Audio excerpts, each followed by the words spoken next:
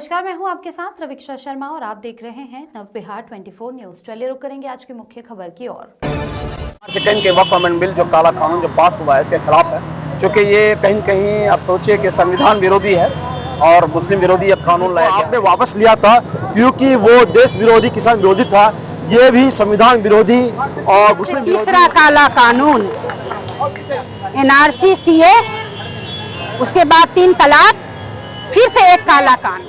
ऐसा कौन सा कानून जो जिनके लिए बनाया जा रहा है, जिस वक्त के लिए लड़ाई लड़ने का काम करे।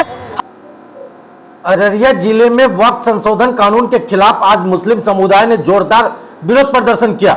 हजारों की संख्या में लोग 0 माइल से चांदनी चौक तक कैंडल मार्च में शामिल हुए। यह मार्च वक्त बचाओ संविधान बचाओ मंच के बैनर तले निकाला गया, जिसमें विभिन्न राजनीतिक दलों के नेताओं ने भी हिस्सा लिया। मार्च की अगुवाई कर रहे जेडीयू के पूर्व नेता तबरेज हसन ने वक्त संशोधन कानून को दलित मुस्लिम विरोधी और संविधान की मूल भावना के खिलाफ बताया। उन्होंने बताया कि इस कानून का नीतीश कुमार ने समर्थन किया है, इसी वजह से उन्होंने जनता दल यूनाइटेड से इस्तीफा दे दिया। हसन ने कहा, हमने बार बार मुख्यमंत्री और पार्टी नेताओं को चेताया, लेकिन जब किसी ने नहीं सुना तो हमने सड़क पर उतरकर विरोध प्रदर्शन करने का फैसला लिया। जब तक यह कानून वापस नहीं लिया जाता तब तक हमारा आंदोलन जारी रहेगा। कैंडल मार्च में शामिल लोगों के हाथों में संविधान, वक्फ और अल्पसंख्यकों की रक्षा से जुड़े नारे लिखी तख्तियां थी। प्रदर्शन के दौरान पूरे इलाके में सुरक्षा के कड़े इंतजाम किए गए थे। लोगों की नाराजगी और नेतृत्व के खुले विरोध ने सरकार के लिए चिंता बढ़ा दी है। आने वाले दिनों में यह विरोध और तेज होने की संभावना है। अररिया से राजीव सिंह की रिपोर्ट। सड़कों पे आज प्रदर्शन कर रहे, क्या कहेंगे? देखिए, हम लोग एक बहुत बड़ा आंदोलन के रूप में हम लोग एक कैंडल मार्च कर रहे हैं, और ये कैंडल मार्च सेकंड के वक्फ अमेंडमेंट बिल जो काला कानून जो पास हुआ है इसके खिलाफ है, क्योंकि ये कहीं कहीं आप सोचिए कि संविधान विरोधी है और मुस्लिम विरोधी अब कानून लाया गया है। इस इतिहास में मुझे लग रहा है पहली बार ऐसा हुआ है कि पार्लियामेंट में बहुत आसानी से पास हो गया और इस देश के जो सेक्युलर फोर्सेस है वो लोग भी नहीं रोक पाए, जिसका हम लोग बहुत ज़्यादा मर्माहत है, बहुत ज़्यादा गमगीन है। इसलिए हम लोग एक कैंडल मार्च निकाल करके एक संदेश देना चाह रहे हैं, एक मैसेज देना चाह रहे हैं कि आने वाले विधानसभा में नीतीश कुमार इसको कहीं कहीं कंसिडर करके कुछ करे। हम लोग का यही एक उद्देश्य है। आज आपको इस पार्टी का कौन कौन लोगों का समर्थन मिल रहा है? मोटा मोटी यहाँ पे तमाम पार्टियों का समर्थन है, तमाम राजद का भी है, कांग्रेस का भी है, MIM का भी है, जनस्वराज का भी है, और भी जो सेकुलर फोर्सेस है मोटा मोटी सभी पार्टियों का समर्थन है। मतलब ये जो है आज जो आप लोग का जो विरोध मार्च निकाला जा रहा है कैंडल के द्वारा, तो मतलब ये शांति व्यवस्था को लेकर पुलिस प्रोटेक्शन से जो आप लोग को सारा चीज वो मिल चुका है? जी, हम लोग आवेदन भी दे चुके हैं और परमिशन भी ले चुके हैं, और हम लोगों का बिल्कुल उद्देश्य क्लियर है। जो आंदोलन बड़ा है, सब कुछ बड़ा है। हम लोग बहुत शांतिपूर्ण तरीके से हम लोगों ने बड़ा आंदोलन दिल्ली में किया है। होम मिनिस्टर का भी घर घेरा है, तो बड़ा शांतिपूर्ण तरीके से पुलिस के 2 लाठी खा लिए हैं, लेकिन बर्दाश्त करके हम लोग आंदोलन का एक संदेश जो देना था दिए। आपने पार्टी से भी इस्तीफा दिया है, क्या मामला था? हमने जनता दल यूनाइटेड के से इस्तीफा दिया है, और इस्तीफा इसीलिए दिया है क्योंकि अब सर से पानी बहुत ऊपर हो चुका था। अब सोचिए कि जिस कम्युनिटी से हम आते हैं उस कम्युनिटी का सबसे जो एग्जिस्टेंस और वजूद का सवाल था, उसी पे सवाल खड़ा हो गया। अब कितना बर्दाश्त करेंगे, इसीलिए हमने इस्तीफा दिया। क्या नाम हुआ? डॉक्टर तबरेज हसन, पूर्व छात्र नेता JNU सा, पूर्व JDU नेता बिहार। आज कैंडल मार्च निकाले, क्या मामला है?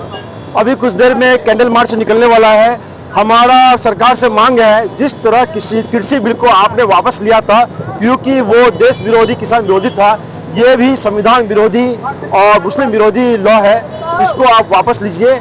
इसीलिए हम लोग कैंडल मार्च लगा रहे हैं। ये हमारी लड़ाई संविधान को बचाने की, मस्जिद की ज़मीनों को बचाने के लिए, कब्रिस्तान की ज़मीनों को बचाने के लिए और अनाथालय की ज़मीनों को बचाने के लिए है।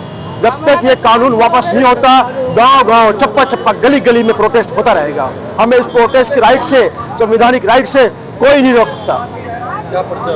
फैसल जावेद यासिन की मुद्दा मार्च निकाल रहे हैं, क्या मांग है?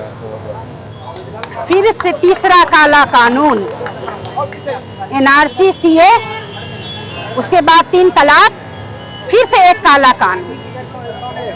तो जिस तरह से एनआरसी सीए, 3 तलाक पे ये लोग जो है बिल वापस लिए, और इस बिल को भी इनको वापस लेना होगा, क्योंकि ये हमारा राइट है। हम लोग भीमराव अंबेडकर के मानने वाले लोग हैं। आज मदरसा, मस्जिद, कब्रिस्तान, सुन्नी वक्फ बोर्ड का जो इन्होंने बिल जो इन्होंने पास किया है, ये सरासर नाइंसाफी है, क्योंकि हमारा राइट छीनना चाहते हैं। आज देश में डबल इंजन की सरकार है।